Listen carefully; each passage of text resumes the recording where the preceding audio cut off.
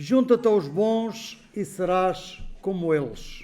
Junta-te aos maus e serás ainda pior do que eles. Todos os pais sabem disto e normalmente tentam controlar as companhias dos filhos mais pequenos, enquanto são pequeninos.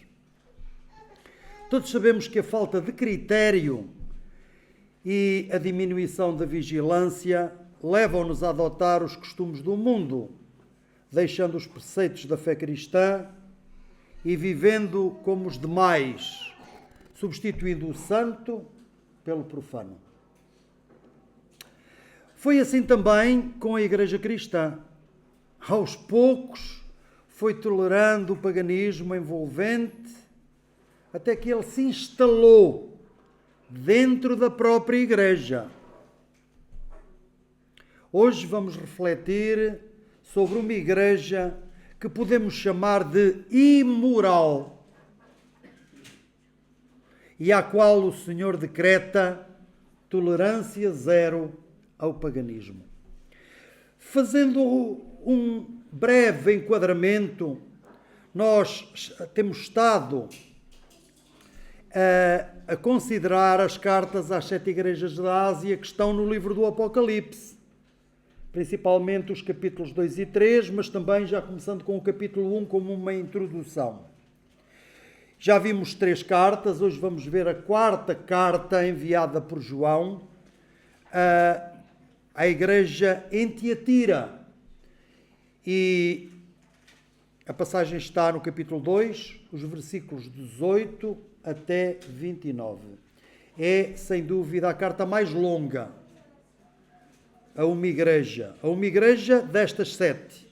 Se bem que todo o livro do Apocalipse, todos estes 22 capítulos, como nós agora temos dividido o livro, não é? Antigamente, quando foi escrito, não havia capítulos nem versículos, mas o total do livro, a totalidade do livro, desde a primeira palavra até a última palavra do livro, foi repetida 7 vezes, todo o conteúdo foi repetido 7 vezes, isto é, fizeram cópias, e João enviou a cada uma daquelas 7 igrejas todo o livro.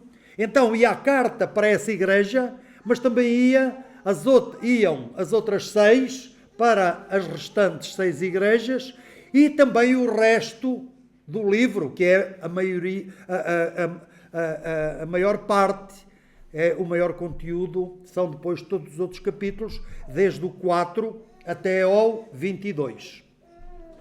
Então, vamos fazer a leitura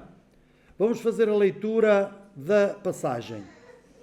E diz assim: ao anjo da igreja que está em Tiatira, escreve: isto diz o Filho de Deus, que tem os seus olhos como chama de fogo e os seus pés semelhantes ao latão reluzente, isto é, latão polido. Eu conheço as tuas obras, e amor, e serviço, e fé, e a tua paciência ou perseverança, e que as tuas últimas obras são mais do que as primeiras, mas algumas coisas tenho contra ti, que toleras Jezabel, mulher que se diz profetiza. Ensine e engane os meus servos, para que se prostituam e comam dos sacrifícios da idolatria. E dei-lhe tempo para que se arrependesse da sua prostituição. E dei-lhe tempo para que se arrependesse da sua prostituição, exatamente. E não se arrependeu. Eis que a porei numa cama. Eis que a porei numa cama. E sobre os que adulteram com ela virá grande tribulação, se não se arrependerem das suas obras. E ferirei de morte os seus filhos, e todas as igrejas saberão que eu sou aquele que sonda os rins e os corações, e darei a cada um de vós segundo as vossas obras. Mas eu vos digo a vós e aos restantes que estão em Tiatira, a todos quantos não têm esta doutrina, a doutrina de Jezabel, e não conheceram, como dizem ou como se diz, as profundezas de Satanás, que outra carga vos não porei. Mas o que tendes, retende-o até que eu venha.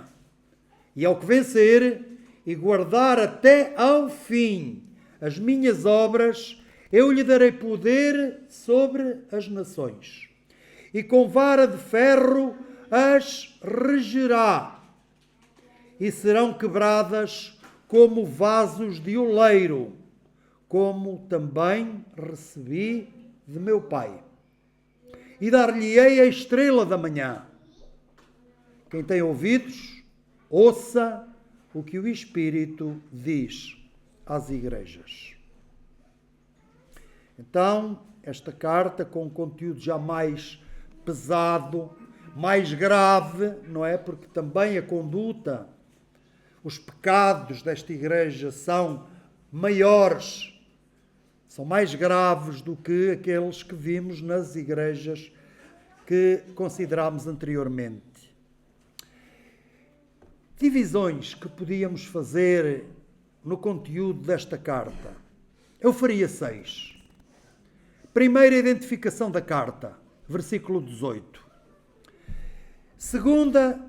A segunda parte, as virtudes da igreja em Tiatira, o versículo 19. Terceira, a tolerância da igreja em relação a Jezabel, Apocalipse 2, 20 a 21. Portanto, 2 versículos, o 20 e o 21. Em quarto lugar, o castigo divino sobre Jezabel e sobre os seus filhos. Jezabel e os que adulteravam com ela e os seus filhos. Versículos 22 e 23. Quinta parte, promessas aos que forem fiéis. Versículos 24 e 25. E sexta, a advertência geral aos leitores, como já vimos em todas as cartas que considerámos anteriormente. Versículos 26 até 29. Então, sem delongas, porque o tempo não nos perdoa, vamos avançar. A identificação da carta, nós já vimos quem é o destinatário, é a igreja em Tiatira, e ela é mandada através do representante, isto é, ela é dirigida ao representante que é o anjo da igreja em Tiatira. Portanto, o guardião daquela igreja é, por assim dizer, aquele a quem a carta vai ao cuidado do anjo da igreja em Tiatira. Mas a carta destina-se à igreja, não é? Como nós podíamos, e já vimos várias vezes, no capítulo 1, verso 11, tem lá a lista das 7 cartas, e esta é uma delas. Então, o remetente é o Senhor Jesus. O remetente é o Senhor Jesus, como também nós podemos ver em Apocalipse 1, versículo 5 também, até ao versículo 8, podíamos ver isso aí, e agora, depois também, agora no versículo 18, onde é feita a apresentação. Então, há um redator da carta, que é João, o apóstolo João, o vidente da ilha de Patmos, que é quem escreve, e depois temos o autor, que é o Senhor Jesus, e que nesta carta se identifica como o Filho de Deus, que tem os seus olhos como chama de fogo e os pés semelhantes ao latão reluzente. Então, ele também já se identificou anteriormente no capítulo 1, também desta forma. E sabemos que a maneira como ele se descreve, como ele se identifica em cada carta, não é? Digamos, o seu endereço, porque o nome é sempre o mesmo, é Jesus Cristo, mas o seu endereço, digamos assim, aquele que mora ao pé da palmeira, aquele que mora mesmo no fim do rio, ao pé da foz do rio. Aqui é aquele que tem os olhos como chama de fogo e os pés semelhantes ao latão reluzente, e que é o Filho de Deus. Em cada carta, como eu acabei de dizer também, o Senhor usa uma designação diferente para se identificar. Isto está relacionado com o estado da igreja destinatária. Aqui apresenta-se como Filho de Deus, que contrasta com Apolo. Apolo era uma divindade pagã da mitologia romana, não é? Que estava ligada também à mitologia grega e que era considerado o filho de Zeus. Zeus, que na mitologia romana é Júpiter. Portanto, está tudo sempre relacionado. E que era adorado naquela cidade. Apolo era adorado na cidade de Tiatira. Tinha lá um templo e tinha lá o seu culto, tinha os seus devotos, e era uma grande parte da cidade. Claro que lá havia muitos cultos, muitas coisas, muitos ídolos, e este era um deles. E era Apolo, que era filho de Zeus. Por isso é que Jesus se apresenta como o Filho de Deus, não de Zeus, porque Zeus é uma invenção dos homens. Mas o Filho de Deus, o Filho de Deus, com todo o poder que o Filho de Deus tem, não é? E neste momento em que a carta é escrita, o Senhor Jesus já morreu, ressuscitou, foi visto pelos seus, esteve com eles durante 40 dias e depois subiu ao céu. Subiu ao céu. E agora está entronizado no céu com poder e glória. Todo o poder me é dado no céu e na terra. Todo o poder me é dado no céu e na terra. É assim que termina o livro de Mateus, o Evangelho segundo Mateus. Ide, portanto, fazer discípulos de todas as nações, etc, etc, etc. Pois é isto que ele diz. Todo o poder me é dado. Filho de Deus em poder. Não uma divindade que está lá num altar, num templo qualquer, que é preciso limpar-lhe o pó, que se cair com um terremoto tem que o voltar a pôr lá no sítio porque ele não se levanta sozinho, que pode ter nariz, mas não respira, pode ter boca, mas não fala, pode ter pés, mas não anda, pode ter mãos, mas não faz coisa alguma, nem por ele próprio, nem pelos outros. Mas o Filho de Deus tem todo o poder. O Senhor Jesus, que é o Salvador do mundo. Aliás, a palavra Jesus, a palavra Yeshua, no hebraico, quer mesmo dizer isso. Salvação. Salvação. Yeshua. Portanto, ele é o Salvador. Mas também é aquele que veio para salvar, mas quando vier agora, vem para julgar. Ele é o Salvador daqueles que realmente entregam o seu coração a ele, mas ao mesmo tempo, ele é o juiz dos vivos e dos mortos, porque o Pai lhe deu a ele todo o poder de julgar. E ele vai julgar. Ele vai julgar. E nesta carta já vemos aqui ele a julgar. Ele a julgar. Já o vemos aqui a fazer isso. Os olhos como chama de fogo e os pés semelhantes a latão reluzente mostram que ele é o juiz, exatamente, de toda a terra e está pronto para o juízo e castigo dos pecadores. As cartas às 7 igrejas têm um caráter histórico, um caráter profético e um caráter espiritual. Se é verdade que a igreja em Tiatira existiu historicamente, como todas as outras, no século I, com as virtudes e os erros aqui apontados, que acabamos de ler, não é menos verdade que profeticamente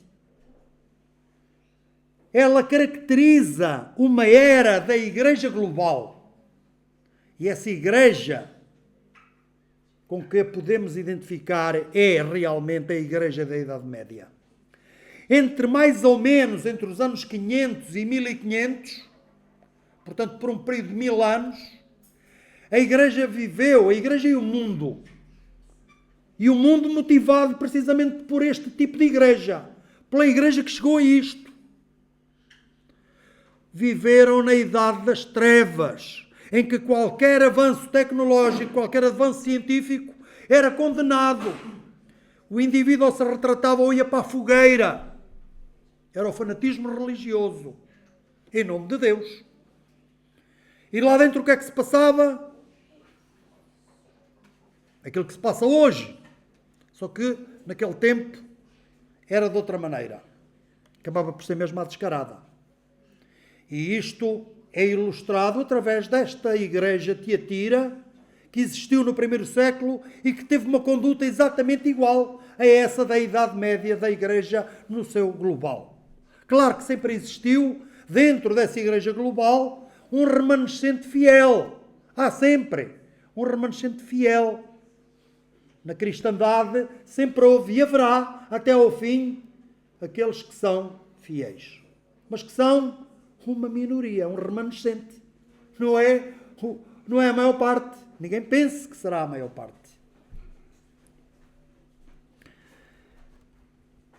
Mas também se aplica a uma ou a várias igrejas, não é? Num lugar qualquer, isto pode acontecer. Portanto, em qualquer época, isto pode acontecer aqui, ou mais ali, ou mais acolá, numa ou em várias igrejas. Tudo isto. Porque o homem, desde que foi criado até agora, desde que pecou e se desviou de Deus, portanto, lá no Jardim do Éden, o homem é essencialmente a mesma coisa, é igual. Pode mudar no seu conhecimento acerca do meio que o rodeia, acerca do cosmos, acerca da própria Terra. Pode descobrir ou inventar coisas. Pode aumentar o seu património intelectual e científico, mas essencialmente a sua natureza pecaminosa é igual desde o momento em que o homem caiu, desde o momento em que depois Caim, que herdou esta característica de Adão, seu pai, mata o seu irmão Abel, e por ali fora, até hoje, não é? As guerras que existem, as atrocidades que são cometidas, não é? Tudo isso que é feito, tudo aquilo que este faz ao vizinho, não é preciso pensarmos na Rússia, na Ucrânia, em Gaza, Israel, etc. Por esse mundo fora não precisamos de pensar aí. Basta olhar para dois vizinhos, tem lá um muro, um murito, uma coisa de nada. Ele pôs um palmo, às vezes nem é um palmo. Para cá mais um muro para o meu lado. Vou acontecer, tenho ali uma carabina, vou matá-lo. Coisas assim. Isto é o homem. O homem é isto desde Adão. Desde que caiu, desde que pecou. O homem é isto.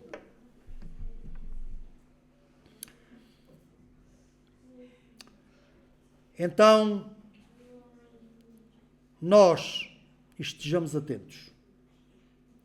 E não tiremos os olhos da bússola. Sabem qual é a bússola? Conhecem a bússola? A bússola é a palavra de Deus. Naqueles barcos muito antigos, em que a bússola era um pequeno recipiente com água e depois um bocado de uma ferrite magnética em cima de um pedaço de cortiça lá na água para mostrar o norte, e o timoneiro ia ali ao leme. Se ele tirasse os olhos da bússola, perdia completamente o rumo e já não sabia para onde é que havia de ir. E nós, como crentes, nós, como filhos de Deus, temos uma bússola que não desmagnetiza. Esta não desmagnetiza. Não fica ali depois baralhada, sem saber para que lado é o norte. A bússola é a palavra de Deus. Nós é que podemos baralhar-nos. Ou melhor, podemos não olhar para ela. E se não olharmos para a bússola, não sabemos qual é o rumo a seguir. Não é? Começamos a andar às voltas. Esta igreja tinha virtudes. Tinha. Era uma cidade da Ásia Menor, onde hoje é a Turquia asiática. Era uma cidade próspera, fabricavam-se ali tintas, principalmente púrpura, fabricavam-se roupas, cerâmica, objetos de bronze. Lídia, estão a ver Lídia no capítulo 16 de Atos dos Apóstolos, aquela mulher que vamos encontrar em Filipos, a vendedora de púrpura, lá, era de Tiatira. Talvez ela tenha levado uma remessa, uma carga de objetos e de tintas e de roupas, não é? Tecidos, para vender noutros lugares. E agora estava em Filipos, numa outra zona, a vender aqueles objetos. Não sabemos se foi ela que levou depois para ali o Evangelho. Ela converteu-se lá em Filipos, no capítulo 16 nós vemos isso, não é? Converteu-se ainda antes do carcereiro, lá daquela cadeia de Filipos, e depois ela pode ter regressado a Tiatira para ir buscar mais material, mais mercadoria, e pode muito bem ter sido ela a mensageira que Deus usou para levar o Evangelho para ali. Não sabemos. Sabemos é que havia ali uma igreja agora. Agora havia ali uma igreja. A igreja em Tiatira. Por aquela cidade de Tiatira passava a estrada que ligava a capital da província, a província chamada Província da Ásia, província romana da Ásia. Essa capital era Pérgamo, vimos há dias, aqui a carta à igreja de Pérgamo, e Laodiceia. Portanto, ficava ali no meio, na estrada, entre Pérgamo e Laodiceia, que é uma carta que é a última das 7 que havemos, se o Senhor permitir, de ver mais tarde. Ficava ali no meio a cidade de Tiatira. Era uma cidade que, até por causa de estar ali a capital da província, ela politicamente tinha pouca relevância, não é? A cidade de Tiatira.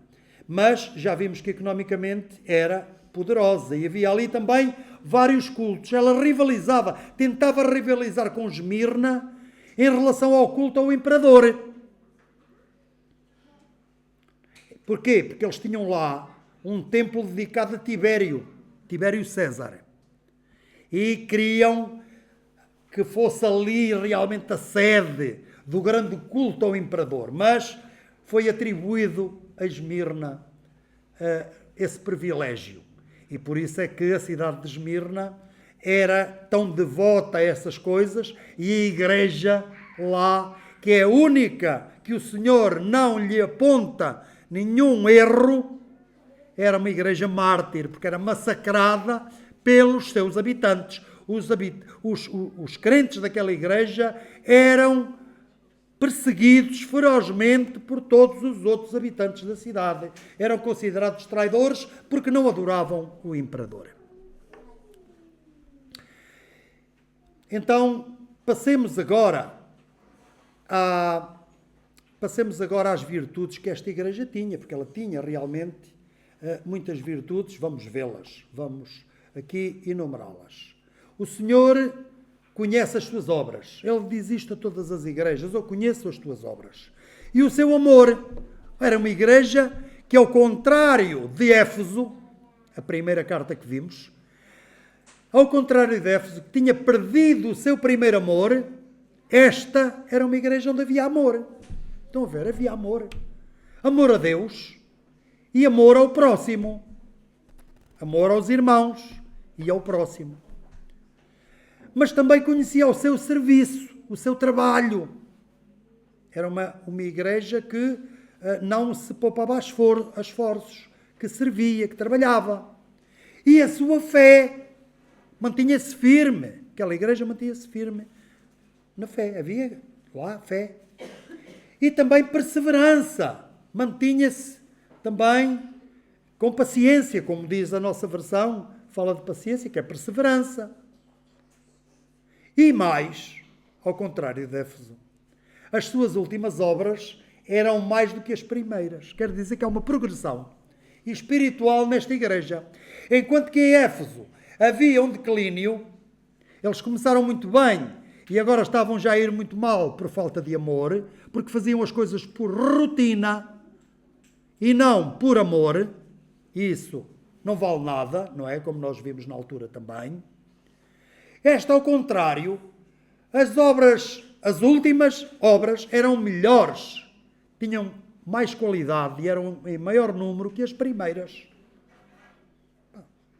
Mas é isto que se quer. Então quando é que está o erro da igreja?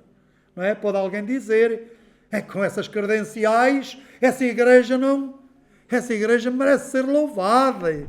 Devemos seguir o exemplo. Pois é, mas isso não é tudo, nem prova nada. Não prova nada. Não é? Não prova nada. Por vezes as igrejas com maiores virtudes são também as que têm maiores pecados. Tiatira não foi caso único. Temos de estar vigilantes e melhorarmos o nosso desempenho espiritual, sem dúvida, mas não esquecendo que isso não prova nada. Olhai, nós vemos o que é que acontece na religião.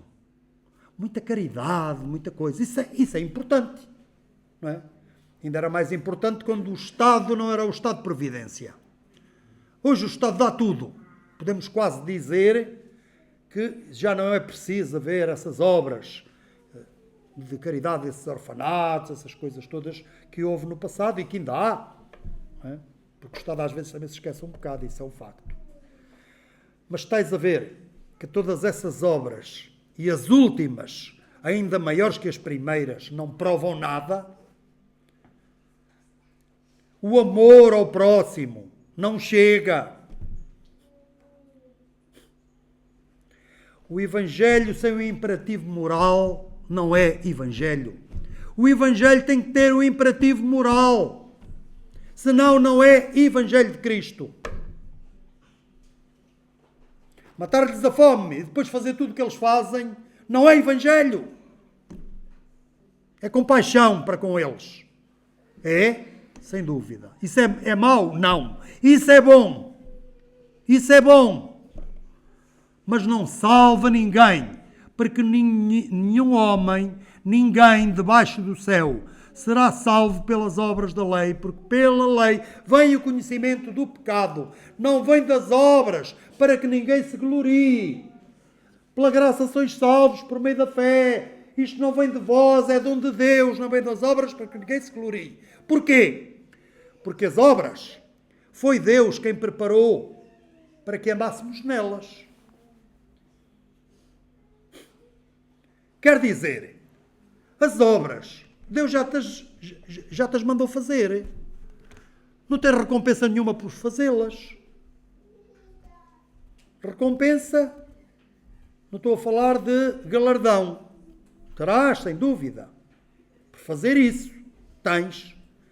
Mas o que te interessa, teres uma conta, por exemplo, num banco, ao qual tu nunca vais ter acesso, porque está num país com o qual tu não tens relações, o teu país não tem relações, onde tu não te podes deslocar senão és morto, não podes lá ir, estás impedido de lá entrar. E assim é. Podes fazer muitas coisas boas neste mundo, mas se não tiveres Cristo Jesus, essas coisas que tu fizeste bem, as pessoas beneficiaram delas, mas tu, a tua recompensa não será nenhuma, porque tu não vais ter acesso ao banco que é no céu. Se não tens acesso à salvação, também não tens acesso ao galardão que viria acrescentado à salvação. A salvação é gratuita, não é? E depois há uma recompensa. Quem der um copo de água a um destes pequeninos receberá galardão. Disse lá, Jesus disse. Quem der um simples copo de água, quem matar a fome a alguém, receberá galardão. Sem dúvida. Tem é que conseguir chegar ao sítio onde ele se recebe. Se chegar lá à porta do banco, ele fecha às 3 horas o banco. Ele chega lá às 3h30. Já está fechado. Fechou. E a porta vai-se fechar. A porta vai-se fechar. A porta da salvação está aberta hoje. Este é o dia da graça. É por isso que o Espírito Santo diz várias vezes, em várias passagens: se hoje ouvirdes a sua voz, não endureçais o vosso coração, como os israelitas fizeram lá no deserto, que morreram lá no deserto, não entraram na terra prometida. Não entraram porquê? Porque causa realmente da falta de fé, por causa de murmurarem contra Deus, contra Moisés e contra Arão. E por isso Deus jurou na sua ira que eles não entrariam no seu repouso, não entrariam no seu descanso. Todos eles morreram naquele deserto. Andaram ali 40 anos até ficarem apenas os que tinham nascido fora do Egito. E claro, Josué e Caleb, que foram aqueles que realmente falaram bem da terra. Apesar de lá haver gigantes, a terra era boa. E por isso valia a pena, porque Deus era com eles e conquistariam a terra. Então, é isto que a palavra de Deus nos ensina. As melhores obras não pagam os nossos pecados. Só o sangue de Jesus pode purificar-nos. Façamos sempre o nosso melhor, mas cuidado, com fé e com humildade. Porque isto que esta igreja fez, podia ter orgulho nisto, mas não lhe valia de nada. De nada. Vamos agora passar àquilo que ela fazia então de mal, não é? Que é a tolerância da igreja em relação a uma certa mulher que aqui é chamada Jezabel. Jezabel. Apocalipse capítulo 2, 20 e 21. O Senhor está contra esta igreja por tolerar. Abriu a porta a Jezabel e ela está lá dentro. O grego até nem diz pela ordem que nós temos aqui. Toleras a mulher Jezabel. Não é? Está mais amenizado no português, que é mulher Jezabel, tolera Jezabel, mulher que se diz profetiza. Não é? Ela auto-intitulava-se profetiza. Isto é, para ter uma palavra para a igreja. Isto hoje é muito frequente em muitos lados. Não é? Também já nos chegaram aqui pessoas que queriam falar no meio da reunião porque tinham uma palavra para a igreja. E cuidado lá com isso. Vamos com calma. Vamos com calma. Vamos ver as coisas primeiro como elas são. Com quem é que estamos a falar? Como é? Não é? Esta mulher dizia-se profetisa. O que é que ela era, afinal? Não era nada profetisa de Deus. Não era nada disso. Ela era uma prostituta religiosa. Já vimos várias vezes que naquela sociedade, no paganismo, neste paganismo em que estas cidades viviam, aqueles vários cultos, culto a este, àquele, ao Apolo, ao Zeus, a Marte, a Vênus, então essa, a Vênus, ou a Afrodite, que é a mesma, não é? Essa era terrível. Tinha os seus sacerdotes e tinha as mulheres que estavam lá e que se prostituíam para a glória do próprio ídolo. Prostituíam-se com os homens que lá iam e que pagavam dinheiro que revertia a favor daquele culto. Era assim. E o que esta mulher era? Era isso, era uma prostituta religiosa. Lá no templo de Apolo era capaz de... Sei lá de onde é que ela veio, se calhar até veio de lá. Não sabemos ela, não sabemos a origem. Onde é que ela estava antes de estar na igreja? Não sabemos. Mas que ela agora estava dentro da igreja, estava. E o que é que ela estava lá a fazer? A mandar. Ela estava dentro da igreja e estava a mandar. Não é? Dizendo-se profetiza, portanto tinha algo importante da parte de Deus a dizer à igreja, e então o que ela estava a ensinar é aquilo que nós temos visto aqui frequentemente, não é? Foram escritas mais de 8 livros na Bíblia, no Novo Testamento, que foram escritos contra o gnosticismo, e portanto, aqui em Apocalipse também está cá presente, essas heresias estão aqui presentes. E então ela estava lá. Mulher que se diz profetiza e que ensina e engana os servos de Deus. Para quê? Ensina-os a fazer o quê? A prostituírem-se. Era o adultério, tanto físico como espiritual, que faz parte daquele gnosticismo libertino, licencioso. Porque havia havia um gnosticismo ascético, que é aquele que temos em Gálatas. A Epístola aos Gálatas condena esse tipo de ascetismo. Mas havia, que era não toques, não mexas, não faças, tal, privar-se de tudo, etc., para ser puro espírito. E havia o outro que era destruir o corpo para eu ficar só espírito e, portanto, gozar de todas as bênçãos celestiais sem corpo. Estão a ver? Porque o corpo é mau, a matéria é má, já falei disto vezes demais. Não vamos continuar. Adultério físico, adultério espiritual. E mais, e comam dos sacrifícios da idolatria.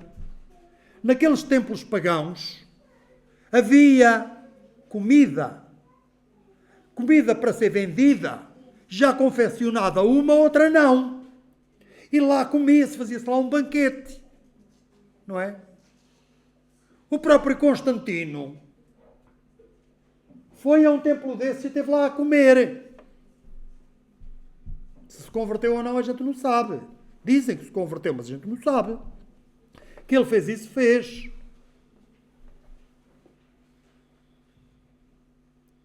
Havia quem comprasse e levasse para casa e depois confeccionasse lá. Mas aquelas coisas tinham sido sacrificadas aos ídolos. Eram coisas sacrificadas aos ídolos. Não foram do matadouro diretamente para o talho, para o açougue. Não. Passaram pelo templo para serem oferecidas em sacrifício aos deuses, aos ídolos. E depois então eram postas à venda. Já estavam benzidas. Isto dá sempre a volta, não é? Então comam dos sacrifícios da idolatria. Que estes sacrifícios da idolatria havia em todos os cultos pagãos. Havia lá. Era isto que ela ensinava. Era isto que ela praticava. A palavra até é mais forte do que ensinar. É seduzir. Seduzir os meus servos. Os meus servos. Seduzir. Porque havia a sedução, inclusivamente, sexual, não é? Aqui. E o que é que diz o Senhor em condenação a isto? Diz que o Senhor lhe deu tempo. Dê-lhe tempo para se arrepender da sua prostituição. E não se arrependeu, diz o versículo 21. Já viram? Deu-lhe tempo. Nós não sabemos se o nome dela era mesmo Jezabel. Eu admito que sim. Alguns comentadores acham que podia não ser, que provavelmente não seria. Mas se nós olharmos para o mapa, a Jezabel do Velho Testamento, aquela rainha Jezabel, que casou com o rei Acabe, era filha de Etbaal, rei lá dos Sidónios, dos fenícios. Ela era da Fenícia, não é? A Fenícia é mesmo ali. Subindo um bocadinho, estamos na Ásia Menor. Não me admira nada que aquele nome fosse um nome que continuasse ali a ser usado para mulheres. Até era o nome de uma princesa de lá, que depois até foi rainha no reino das 10 tribos de Israel.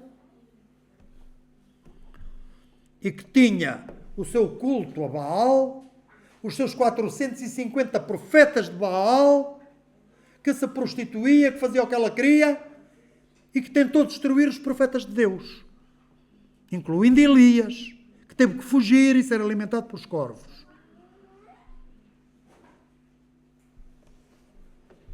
E outros fugiram para fora do reino. Foram para Judá, por exemplo, onde não eram perseguidos. Ela lá não podia ir persegui-los. Mas, fosse ou não fosse, o nome desta mulher, agora aqui em Tiatira, Jezabel, como a outra lá atrás, o caráter era o mesmo. Era igual, o caráter dela era o mesmo. Era o da prostituição física e espiritual. Era este. Era o mesmo caráter da rainha corrupta. Ela tinha o domínio sobre os servos de Deus, os anciãos da igreja, que ensinava, enganava, isto é, seduzia, para atos idólatras e imorais. Muito provavelmente, ela até divulgava também o culto ao imperador, que era uma maneira de estar protegida, não é? Porque os romanos queriam isso. Então, se tinha alguém que defendia também o culto a César, muito bem, é dos nossos, está tudo bem. Está tudo bem. Muito provavelmente ela fazia isto também. Não é?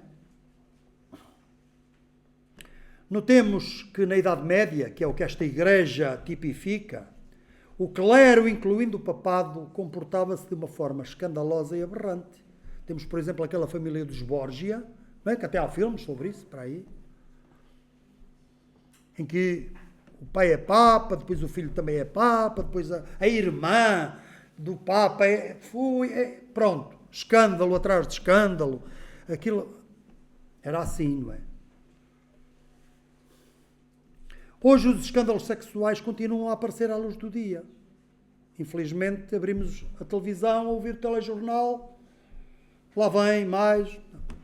São os casos dos abusos sobre menores que envergonham o cristianismo. Todos nós que nos chamamos cristãos, o Senhor sabe aqueles que são verdadeiros cristãos e os que não são, Ele é que faz, Ele é que tem a pá na mão e a vassoura para varrer a sua eira e escolher o trigo e lançar fora o joio. Mas somos chamados de cristãos e isto é uma vergonha para o cristianismo. É. Agora, eu não estou apenas com o dedo a apontar, porque nós temos que estar atentos, todos e cada um também. E aquele que julga estar de pé, olhe, não caia. Não estamos aqui a atacar, a acusar os outros. Estamos a chamar a atenção para não fazermos o mesmo. Para não fazermos o mesmo. É para isto que nós alertamos. É para não fazermos o mesmo. Temos que chamar as coisas pelos nomes, sem dúvida. Não é um ataque pessoal a ninguém, nem a nenhum grupo, nem a nenhuma religião, nem nada disso. Mas porque todos nos chamamos cristãos, é uma vergonha para nós todos aquilo que acontece. Agora, nós temos que estar firmes, olhando para a bússola, que é a palavra de Deus. Não é? Aquele que cuida está de pé, olha, não caia. Disse Paulo a uma igreja que também tinha graves problemas, que era a igreja em Corinto. Pois é. Vamos então encaminhar-nos para o fim. Vamos ver aqui o castigo divino sobre Jezabel e os seus filhos. O Senhor porá Jezabel numa cama. Pô-la numa cama, ora bem, se calhar era o que ela conhecia mais, era a cama. Se calhar era o lugar onde ela estava mais ao longo do dia e da noite. Mas o pô-la numa cama aqui é cometê-la de uma doença grave, prendê-la lá na cama. Não é? Ela está na cama e não sai de lá. Porquê? Porque está impedida de sair. Porque o castigo de Deus, convenhamos. O castigo de Deus, alguém pensa, é depois o inferno. Não! Deus castiga já aqui e de muitas maneiras. Pode castigar através de alguém que vem e que destrói a casa. Pode ser através de um furacão, uma coisa, que a pessoa não tem seguro e a casa é destruída. Há muitas maneiras de Deus castigar as pessoas, crentes ou não crentes, todos. Há muitas maneiras que Deus tem. Ele usa o que quer. Usa o que quer. Aqui, neste caso, era pô-la numa cama. É ela ficar doente e morrer. E sobre os que adulteram com ela virá a grande tribulação. Eles vão ficar aflitos. Então a profetisa, a nossa profetisa, agora está, olha, ela está muito mal, ela está à morte. E depois também problemas que eles começaram a ter. A grande tribulação que eles tiveram não foi coisa de só menos, porque Deus não brinca. Horrenda coisa é cair nas mãos do Deus vivo. Não é o que diz a palavra? Não queiras cair nas mãos do Deus vivo. Porque não é brincadeira. Ele é amor. Aquela coisa, Deus é amor, vai tudo muito lindo e tal. Pensei assim. Já não haverá mais dilúvio. Pois não. Não há mais dilúvio, sabes porquê? Porque tu agora e os que fazem essas coisas, agora não vem água para vos afogar. Agora é fogo. O arco-íris, apontai, andai aí com o arco-íris em cima, levantai bem alto. Mas o arco-íris não tem nada a ver convosco. O arco-íris lembra Deus, né? Como se Deus precisasse de se lembrar de que a sua aliança com o homem, com Noé e com os seus descendentes, está de pé. Está aí de pé. E deu-lhe regras, deu-lhe leis para ele dominar os animais, comer, beber, fazer e tal, e gerir como devia ser. Pois é. Os que adulteram com ela também terão uma grande tribulação se não se arrependerem das suas obras. E mais, o Senhor ferirá de morte os seus filhos. Aqui usado um termo militar que é destruí-los. É fazer uma limpeza, não é? Uma limpeza militar. A gente vê na televisão, infelizmente, como é que essas limpezas se fazem hoje em dia. Portanto, é uma razia. Portanto, eles iam ser mortos. Os filhos dela iam ser mortos. Os filhos dela aqui podem ser filhos físicos dela, ou podem ser aqueles que se converteram à sua doutrina. Tinham os seus seguidores, não é? E tinham aqueles que depois se iam convertendo à sua doutrina, os que vinham novos, e que podem ser aqui chamados de filhos. Não há certeza se a palavra filhos aqui é filhos físicos nascidos do seu ventre, ou se é esses seguidores, esses que se converteram depois à sua doutrina, não se sabe. Mas são chamados aqui os seus filhos e serão destruídos. Não é? Serão destruídos. Como, aliás, os filhos de Jezabel foram mortos violentamente. Foram mortos violentamente, os filhos de Jezabel. E ela, da maneira que foi, não é? Morta à espada e depois o seu corpo comido por um cão. Ou pelos cães. Pois é. Então, e o que é que diz o Senhor mais? E todas as igrejas saberão que eu sou o Senhor que sonda os rins, ou as entranhas, como dizem outras versões aí, mas a palavra que está lá é rins e o coração. Não é? Porque João tinha a sua cosmovisão era judaica, os rins eram realmente ali a parte mais inacessível para chegar aos rins, não é? Estão lá escondidos, ali encaixados, e isso seria, digamos, que o mais inatingível do ser, e por isso é que fala dos rins e do coração. O interior, o seu interior dos interiores. Pois é, ele sonda, ele vai até ao mais ínfimo, ele sonda tudo. Deus sonda os rins e o coração. Pois é. E que dará a cada um segundo as suas obras. Portanto, há aqui uma advertência muito firme do Senhor. Então, temos aqui o Senhor a decretar ações concretas de punição contra Jezabel e seus amantes e seus filhos. Já não são apenas avisos como nas cartas anteriores. O Senhor a avisar, quando não, em breve virei a ti, etc. Não, aqui já diz que lhe vai dar doença, que vai fazer assim, que vai matar os filhos. Já é diferente, não é? Agora o castigo é anunciado. Os prevaricadores e os mestres da corrupção vão ser exemplarmente castigados. Pensamos em Deus como Deus de amor. E é. Mas também é Deus de justiça e santidade. Normalmente, quem fala muito de Deus, que é amor, esquece-se sempre da justiça e da santidade. Porquê? É que Deus é isso tudo e muito mais. É omnipotente, omnisciente, omnipresente, etc, etc, etc. Todos os atributos de Deus, não é? Que nós já vimos aqui numa série longa. Portanto, não nos enganemos a nós próprios. Todos nós, isto é para todos nós aqui, não devemos enganar-nos. Não devemos enganar-nos. Depois são feitas promessas aos que não seguem esta doutrina. Promessas aos que forem fiéis. Versículos 24 e 25. Deus não porá outra carga sobre os fiéis. Aos restantes, que estão em Tiatira, a todos os que não têm esta doutrina e que não conheceram, como se diz, as profundezas de Satanás, então eu não porei sobre vós outra carga. Não porei. Já chega.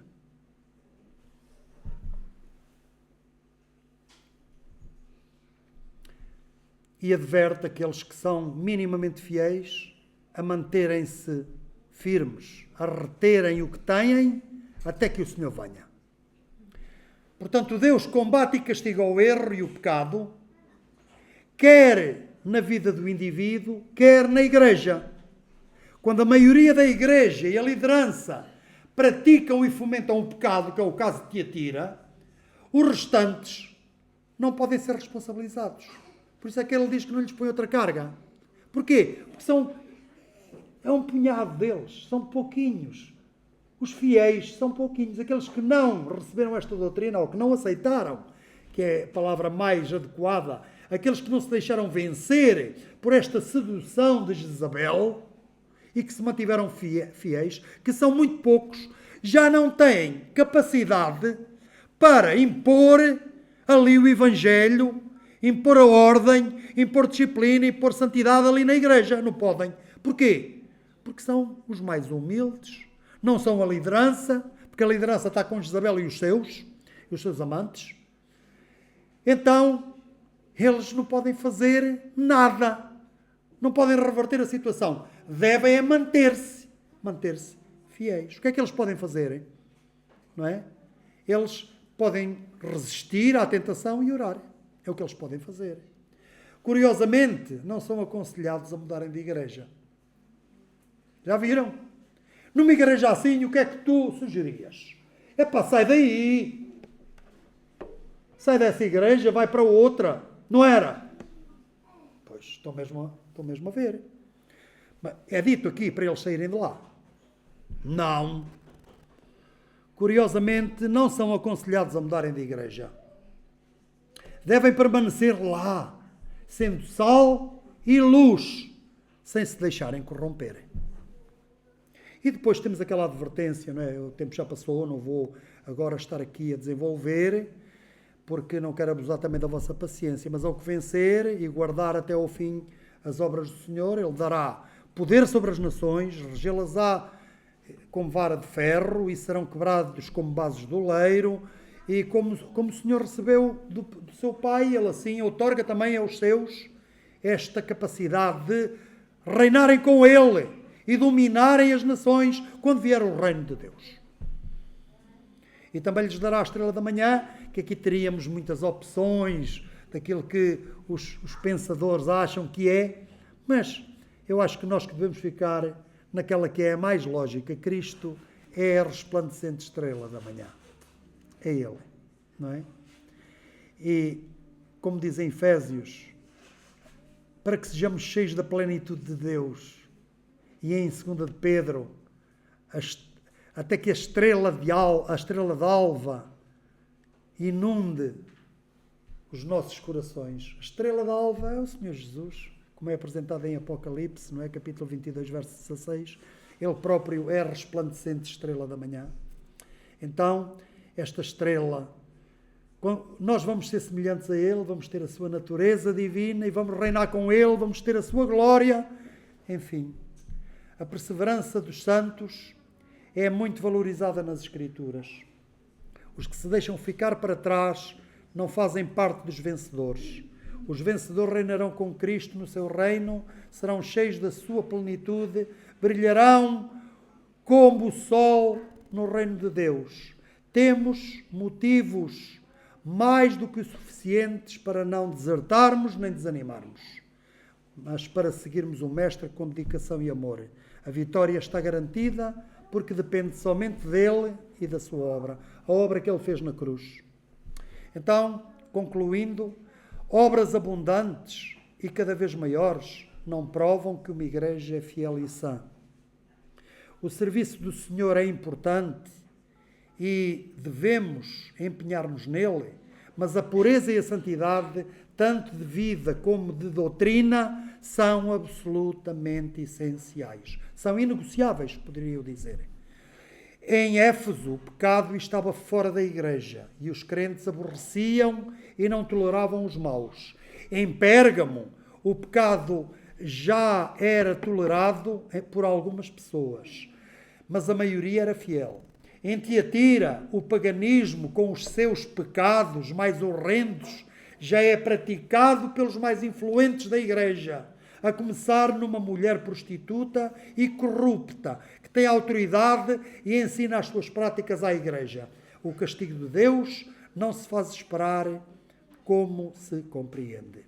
Entretanto, Deus continua a exortar todos a darem ouvidos à voz do Espírito Santo e a prometer a glória aos vencedores, que são os que se deixam vencer. Os vencedores são os que se deixam vencer apenas pelo Filho de Deus em amor.